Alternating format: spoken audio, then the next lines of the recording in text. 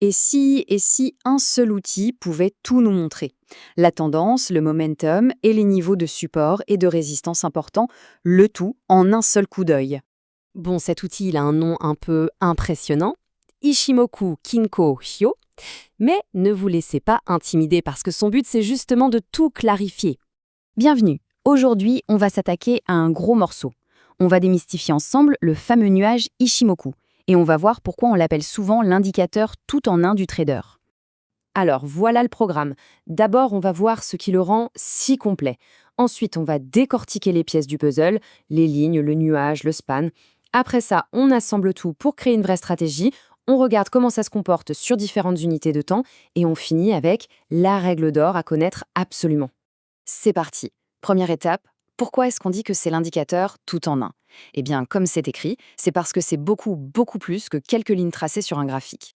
Ce qui est vraiment génial avec Ishimoku, c'est qu'il est pensé pour donner une vue d'ensemble, une image complète. En un clin d'œil, on a la tendance, le momentum, les supports, les résistances et même des signaux de retournement potentiel. En fait, c'est pas juste un indicateur, c'est carrément un système de trading. Ok, maintenant on va ouvrir le capot et regarder le moteur de la bête. Ce sont les lignes. C'est vraiment elles qui donnent toute l'information sur le momentum du marché. On commence avec la première ligne, la Tenkan-sen. En gros, c'est une moyenne mobile sur 9 périodes. C'est la plus rapide des deux, elle colle au prix et réagit au quart de tour. On peut la voir comme le pouls du marché, le rythme à très court terme. Et puis, on a sa grande sœur, la Kijun-sen, la ligne de base. Elle est calculée sur 26 périodes. Donc forcément, elle est plus lente, plus stable. Elle nous donne la tendance de fond. Et attention, quand le prix casse cette ligne, c'est souvent un signal assez fort que quelque chose est en train de changer. Donc, pour que ce soit bien clair, d'un côté la Tenkan, rapide, 9 périodes pour le momentum à court terme, de l'autre, la Kijun, lente, 26 périodes pour la tendance de fond. C'est un peu le sprinter et le marathonien de notre graphique. Et c'est là que ça commence à devenir vraiment parlant. Exactement comme avec des moyennes mobiles classiques, quand la ligne rapide, la Tenkan, croise la ligne lente, la Kijun, eh bien ça nous donne un signal. Un croisement vers le haut, signal haussier. Vers le bas, signal baissier. C'est la toute première pièce de notre stratégie. Mais attention, ce n'est que le début. Il nous manque encore les éléments les plus connus, les plus visuels. On va maintenant parler du fameux nuage et du span. C'est eux qui vont nous donner le contexte, la vue d'ensemble du marché. Alors le voilà, le fameux Kumo, le nuage. C'est cette zone colorée qu'on voit sur le graphique et qui est projetée dans le futur. Son rôle est fondamental. D'abord, c'est une zone de support et de résistance. Et surtout, la règle est ultra simple. Le prix est au-dessus du nuage, on est en tendance haussière. Le prix est en dessous, tendance baissière. C'est aussi simple que ça.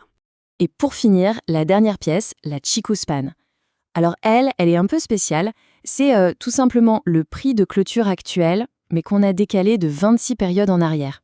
Ça peut paraître bizarre, mais son rôle est super important. C'est la confirmation finale. Si cette ligne est au-dessus du prix d'il y a 26 bougées, ça vient confirmer avec force la tendance haussière. C'est le dernier check. Bon, ça y est, on a toutes nos pièces sur l'échiquier. Maintenant, on passe au plat de résistance, la stratégie de confluence. C'est là que tout prend son sens, quand on va assembler tous ces éléments pour dénicher des trades à haute probabilité. L'idée, elle est toute simple en fait. Le signal le plus fort avec Ishimoku, c'est quand tous les éléments sont d'accord entre eux, quand tout le monde dit la même chose, quand les lignes, le nuage et le span sont tous alignés. Ça, c'est ce qu'on appelle la confluence. Et c'est exactement ça qu'on veut voir. Prenons un exemple concret, un signal de vente parfait. Il faut voir ça comme une checklist. Point numéro 1, le prix.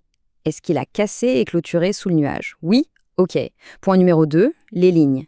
Est-ce que la ligne rapide a croisé à la baisse la ligne lente? Check. Et enfin, point numéro 3, la confirmation finale, la Chikou Span.